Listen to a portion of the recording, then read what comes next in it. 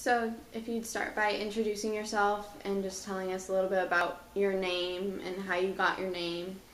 Okay, my name is Dr. Desmond Neff. I have a nickname of Ted, and when I was going to school in Edmonds, I was always known as Ted Neff. So that's a more familiar name for people familiar with things years ago. And in our family, they didn't know how to shorten Desmond, and so to get a nickname, they couldn't call me Guy because my father's name was Guy. So they decided to call me Ted as a nickname, and that's how it got stuck, or how Ted happened. So all the way through grade school and high school, I was known as Ted Neff. That was it.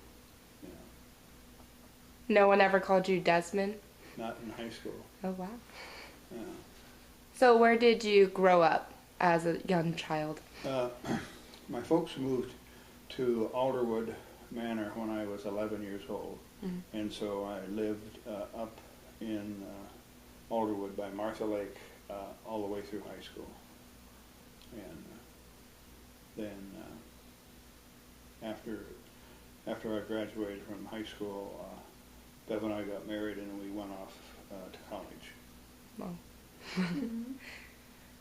What was it like growing up in Alderwood Manor as compared to now? Now? Mm-hmm.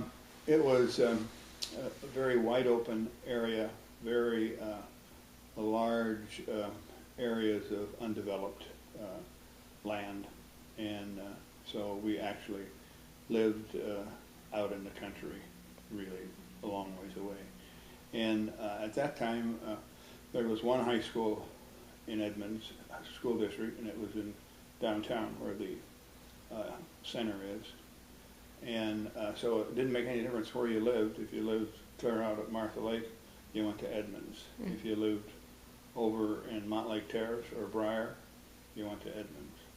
Lived in Woodway area, you went to Edmonds, and just the one high school. So when it came to like out of school activities, did you hang out with mostly just people in your neighborhood, or did all of the areas, the students, hang out together? Yeah, we became, you know, a group of people once you get to high school. Then you develop those friends, and so the friends that we had were from all over the school district. Yeah. Oh, so what was it like on your home? Was it like a farm type of home, or was it? Yeah, the place we had, my folks owned 2.5 acres, and my dad had always wanted to raise some animals, so we had a cow, and we raised pigs, and he'd get a calf, and we would raise it for beef. And this 2.5 acres had lots of fruit trees on it, and so we were supplementing our life by raising these particular animals and things. This happened during the Second World War, and there was rationing going on. So you had to have food stamps to get meat and butter and sugar, and well, we didn't have any problem. We never even used our food stamps because we had plenty of meat that we raised ourselves. So yeah, and chickens. You can go. What was that like during the war while that was going on at home? Yeah, you know, it was. Didn't really notice any big change. Being somebody who, let's see, how old was I when the war broke out? Whatever it was, 41. You know, I just didn't change things too much.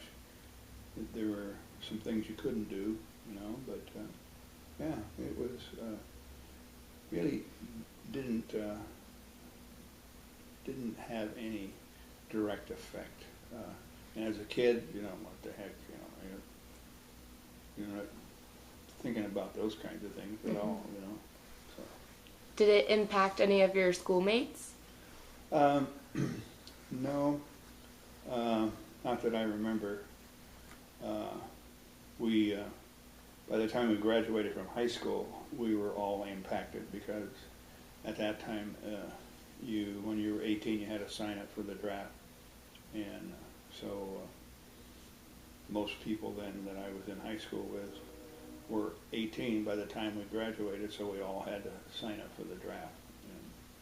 And at that time, the Second World War was over, but the Korean War had started, so most of, just about all of the people, all the males I went to high school with ended up being drafted or going into the service.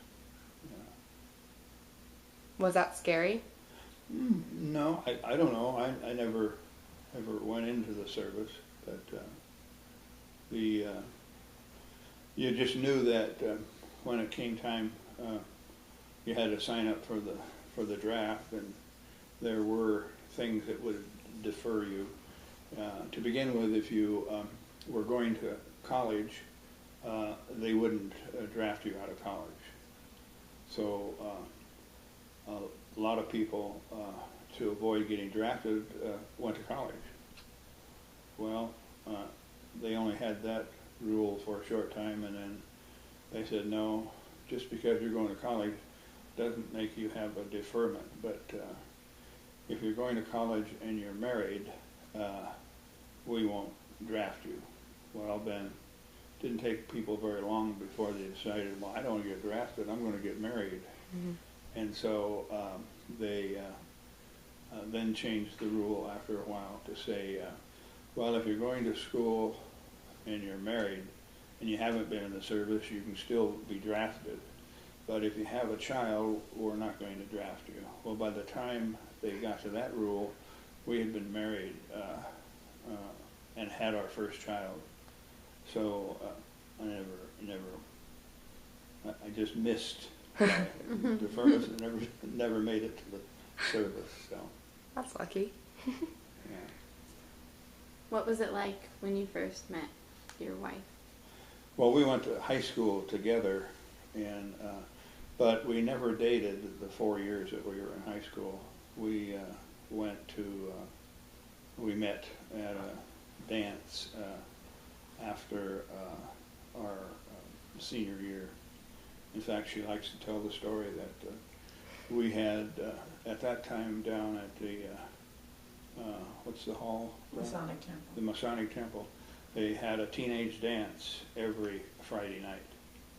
And so I was down going to this dance, and it was ladies' choice, and she asked me to dance. So then after the dance, did you start dating? Yeah. Okay. That's cute. What was it like when she got pregnant? When you guys were married? Well, when we got married, we decided we would postpone having kids. And, well, plans didn't work out quite that way. By the time we got out of college, we had 3 kids. Oh my goodness. Wait, that's 8 years of college. Yeah, 8 years of college. Okay. So, and then we had 2 after that. So. Oh, wow. And all 5 of our children are graduates of Edmonds High School. Uh-huh. And all of us are diehard Edmonds Tiger fans. We're deeply disappointed that when they talk about Edmonds High School, they say nothing about Tigers, or they say nothing about the purple and gold. Can't figure out what's going on. Do you want to talk about the Tigers? Sure. So what was it like to be a Tiger? Well, that was the only thing there was. You know, for years in this school district, there was only one school. And it didn't make any difference if you lived in Montlake Terrace or if you lived at Martha Lake. You were an Edmonds Tiger. Yeah. And in purple and gold, you know, it was just part of what it was like to live in the Edmonds School District. Yeah. So earlier you had mentioned something about football. Yes. What was that like? Well, of course, football is always a fun type part of high school, and so we had that was really a lot of fun. We were fortunate enough when I was a senior that the team had a really good record. At that time, we were in a league called the Northwest League, and that involved schools from Edmonds all the way to Mount Vernon. And so in our senior year, we were undefeated. Wow. And in fact, we were unscored on until the last two games. Wow. Oh my Yeah. God. What position were you? I played fullback and end. So, yeah. Did you have a lot of people come out to watch the games? Yes. It was the thing to do? Yeah. Okay.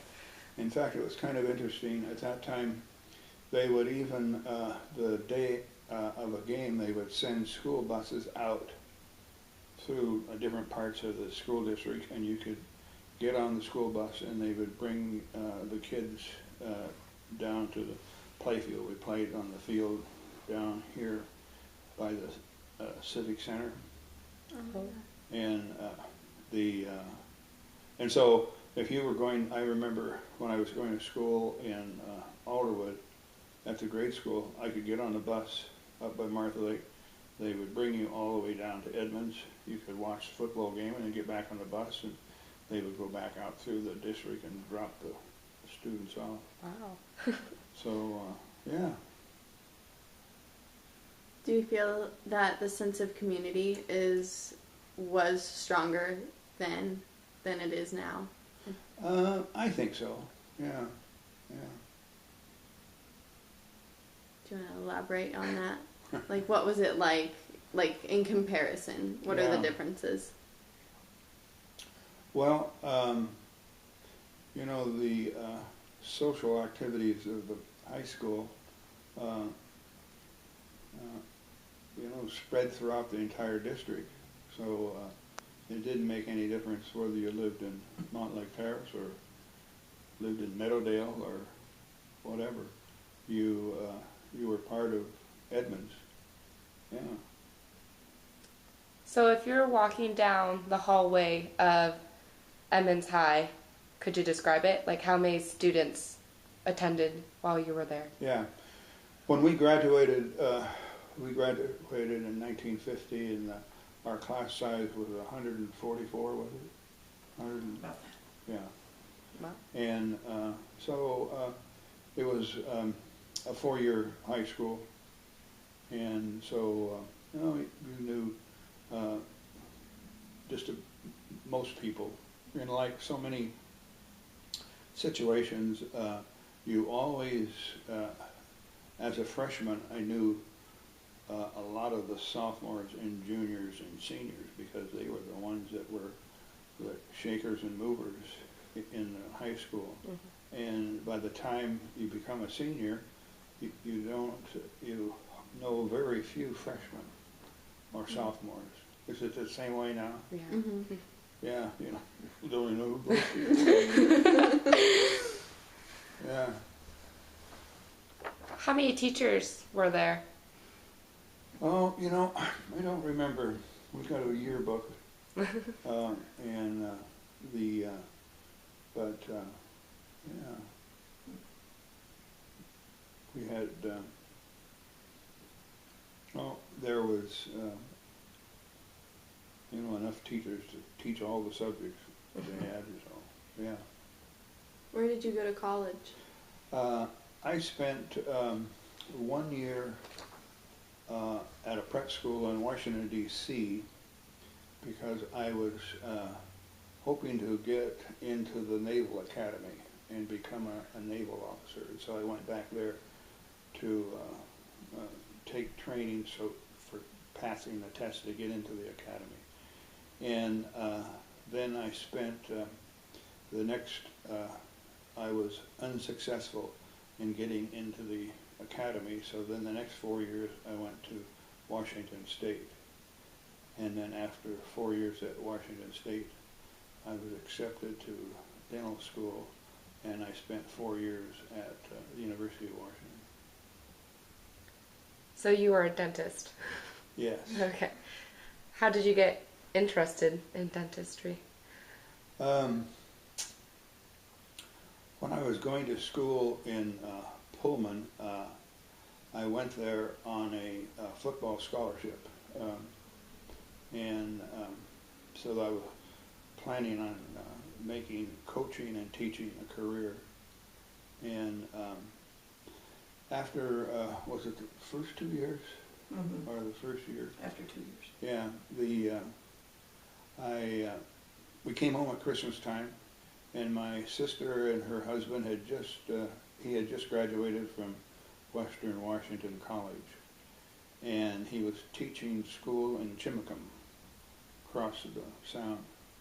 And we went over there to visit him, and they were mentioning that with the beginning salary that he had as a teacher back then, that was back in the mid-50s, they were 2 car payments behind on a used car that they bought. They needed $50, $100, 2 car payments. And we said, well, we can loan you the money. So we loaned them money to make their 2 car payments. And at that time, Bev was working full-time, I think, at college, or... No, that was the year I was home. Okay.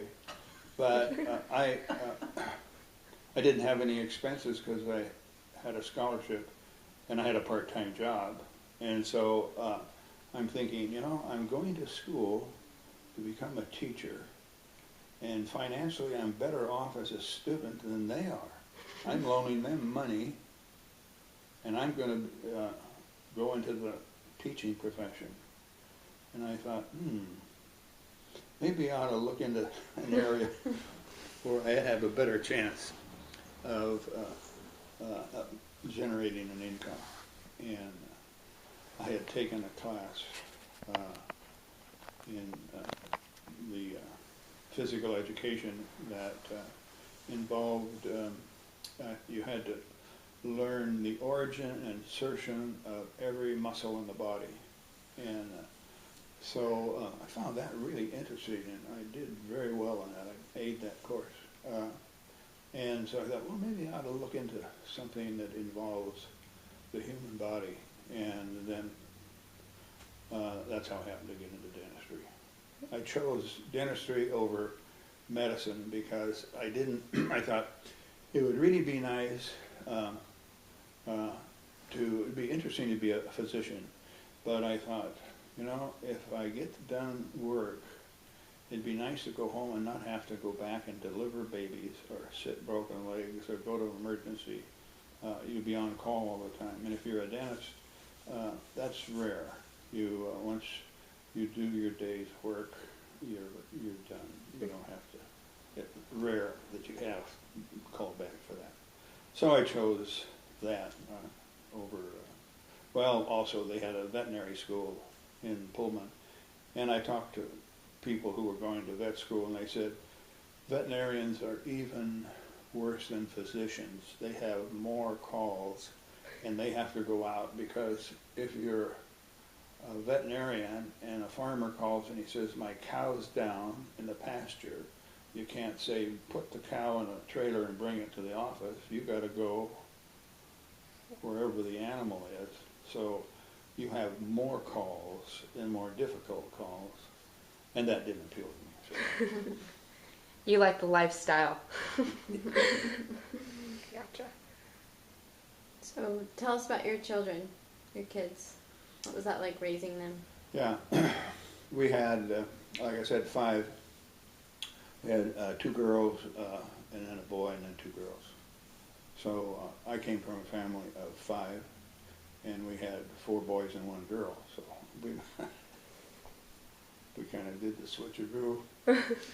But it was really nice, and to be able to raise a family in a place like Edmonds. Yeah. And most of them, of course, we valued education. And let's see, our oldest daughter went on to college, and our next daughter said that she wasn't interested in going to college. She was going to go to work, which shocked us. But she eventually went on to college and got a degree. And our son then went on to college and got a degree. And then our daughter did the same thing. And then our youngest daughter almost got a degree. She's probably she went got the equivalent of a junior in college, and then didn't complete her training. Yeah. Was it sad watching your kids grow up, like dropping off at college? No, it wasn't. It was really enjoyable, and I'm amazed at how, looking back on some of the things that happened with us, and I never thought, 5 kids is a lot of kids, and but man, we seem to adjust to it okay. You go on vacation and you go to a restaurant, and it's kind of unusual. You go into a restaurant, you got 5 kids. I mean, that's, people wonder how bad this is going to be. And but it worked out real well. And the one of the things that really helped was that Bev was able to work even when we had 3 kids quite a bit of the time. Yeah. Was it hard having kids while you were going to school? Well, at the time we just did it. Didn't think too much about it. We were very fortunate in the sense that when I was going to school here at the University of Washington, Bev's mother's home used to be right here on this lot, and she had lived by herself. She was a widow, and so we lived in the downstairs. It was a daylight basement home, and so Bev had a job downtown at where the high school was. At that time, it was the administrative center, wasn't it, for the school district? Part of it was. Yeah. Part of it was. And so I'd get up in the morning and go to school. She'd get up in the morning and she would take our youngest and put in a stroller, and then 2 of the kids, and she'd walk downtown to the high school. And it just so happened the babysitter lived right across the street from where she worked. Then she'd work and then get the kids and come back home. So, and you think about that and you think, man, that was a tough time, but it didn't seem that bad, did it? Mm-mm. Worked out fine. When you're young. You said that Edmonds was the best place that you could raise your kids. Could you elaborate why? Well, they're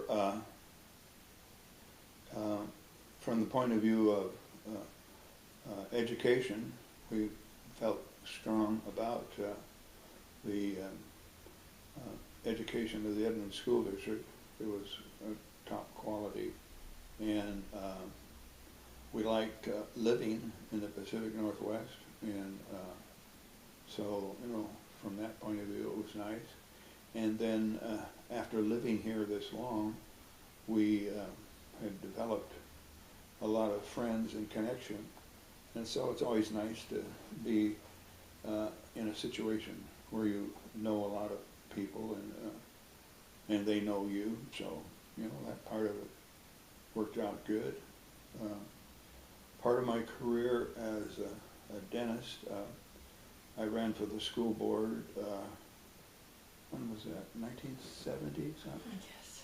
Yeah, and I was on the Edmonds School Board for 2 terms, 2 4-year terms. Yeah. So it's nice to be involved in the community that way. So. Do your kids all still live around this area? 4 of the 5 do. Yeah. In Edmonds. Yeah, Oh, in cool. Edmonds. Yeah. Wow. Very close. Yeah. What about the 5th?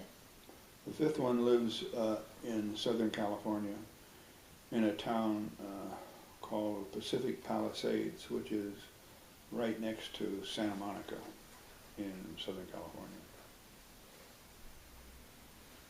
Did you have any family kind of traditions or rituals that you carried from your childhood to your family? Yes, I suppose we, a couple of them would be the Neff picnic, huh? Yeah, every year we have a Neff picnic, and we happen to do it up at our lake cabin. We have we share a cabin with some high school friends of ours up at Lake Rossiter, and then we also have a Christmas get together, and so we do that we get the whole, as many of the people that can get together, we do that. So yeah, that's all fun. Did you ever have like Sunday dinners with your family when you were younger? Or? You know, yes. In fact, it was kind of interesting. Growing up, that was a tradition. It was always Sunday, a big dinner Sunday, and it was something special, you know. But that has slowly just disappeared. And in fact, it's I don't know when it started, but we used to, as a family, we would sit and eat a dinner around the dinner table, you know. But once the kids get older and they're gone, then it's Bev and I, and it's kind of interesting. We very seldom eat dinner together because she, well, I don't know what started all that, but you know, when it comes for dinner time, sometimes she'll fix. In the past, she fixed dinner almost all the time, and now it's kind of do it yourself. And so I, whatever we're going to have, I fill up in my plate, and I go downstairs and watch television. And she fills up her plate and goes into the office and plays video games. And so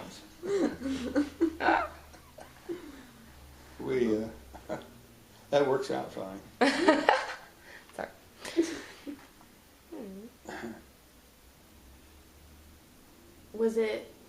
Do you miss having meals that your family made from the, I guess, in a sense, organic food from the farm, like the homemade eggs and... Yeah. No, not necessarily. You know, I don't know how healthy we ate when we were on the farm or, you know, lived on acreage because, holy cow, the amount of meat and milk and cream and stuff that you ate, you know, isn't the healthiest of diets, you know. Yeah. Did you have any, back to your childhood, did you have any siblings?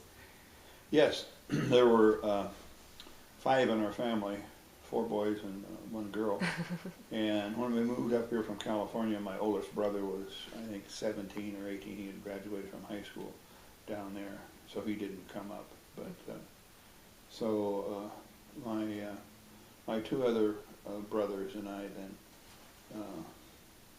spent a lot of time playing together. And being 3 boys who just came from a city, you know, in Southern California, man, it was a real fun place to be. Gosh, we'd run around in the woods and climb trees, and we lived close to the lake, and we'd go down to the lake and swim, and so it was a fun time, yeah. Are there any significant memories that you have of vacations or just the stuff that you and your brothers would do? Yeah, well, I remember one time my mother had felt that I ought to be doing something other than just in the summertime, you know, running around playing. And so she said, you know, you either have to, there was a lady who lived up the street from us who gave piano lessons. And so she said, you either have to join the Scouts or go to Mrs. McClellan and take piano lessons. Well, that was a no-brainer. I wasn't about to go take piano lessons from Mrs. McClellan. Well, I'll go to Scouts. So I joined the Scouts and enjoyed that. Had a good time, you know, being in the scouting thing. I heard that you were in it for a long time, the Scouts. Oh, was I? Yeah. Well, I think that's what Mr. Bennett said. Yeah. Yeah, just only for a time until I got to high school. Mm-hmm. And by that time I had kind of, I never really got into a more sophisticated scouting program, you know. Mm-hmm. If you, and I didn't do that. I was busy doing other things, you know. So did you become an Eagle Scout or no? No. I worked on getting a few merit badges, but that was about the extent of it. By that time I became interested in sports, and they took up an awful lot of my spare time, and girls, of course. Between those 2 things, I guess I didn't have time for Scouts. That's hilarious. Are there any significant birthdays that you had, either as a child or becoming an adult? Like, is there anything big?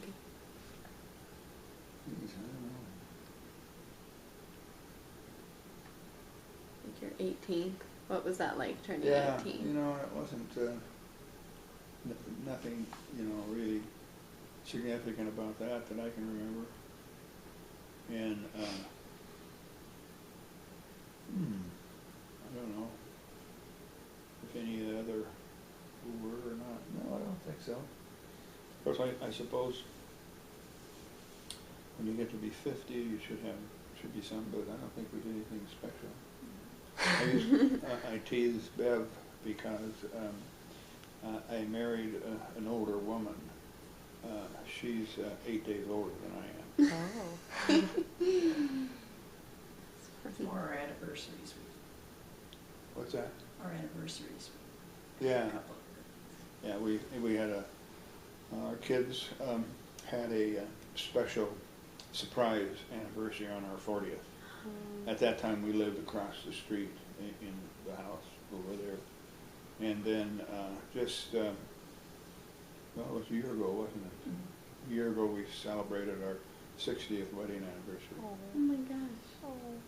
Congratulations. How did you know that she was the one? Oh, I don't think there was a lot of wisdom involved.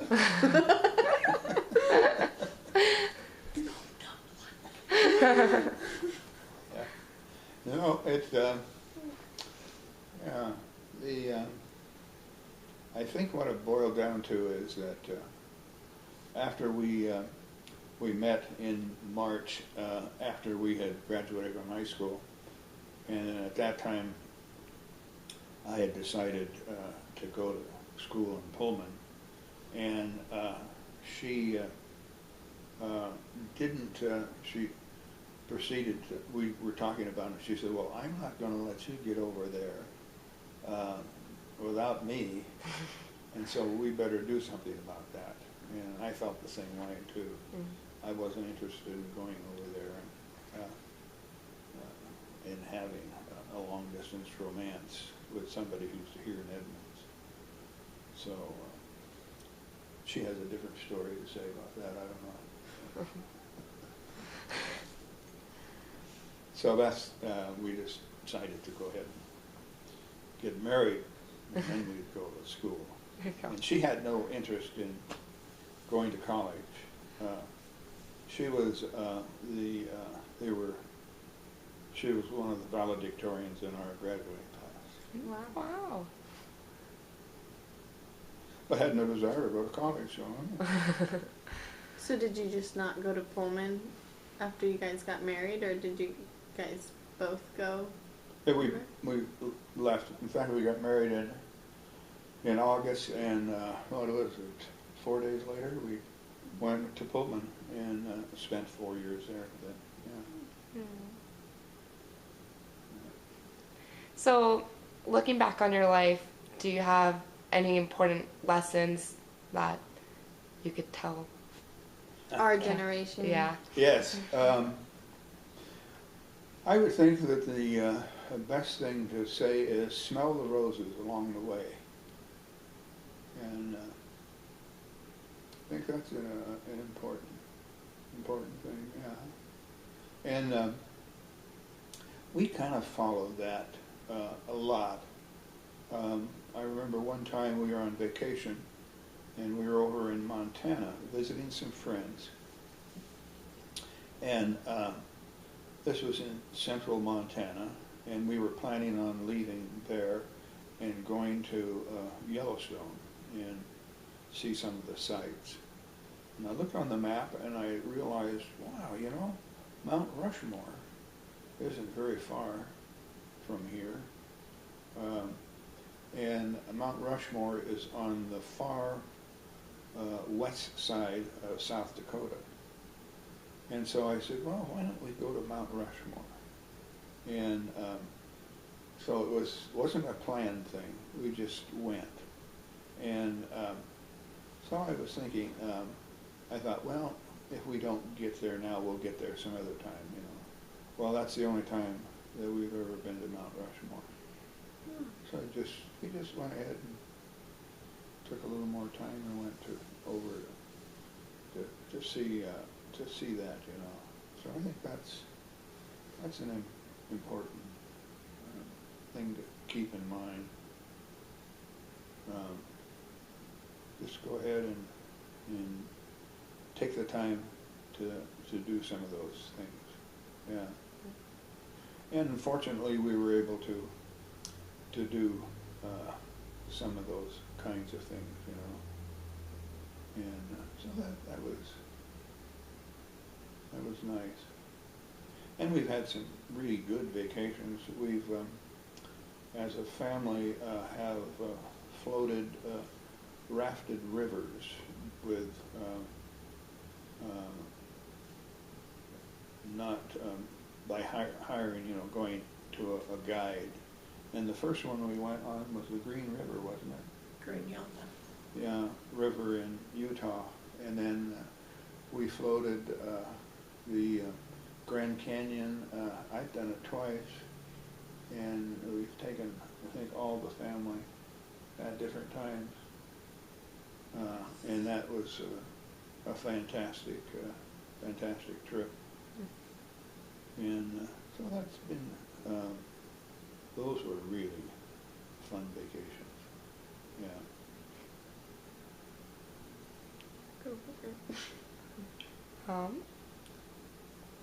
Thank you for your time, basically. Okay. Yay.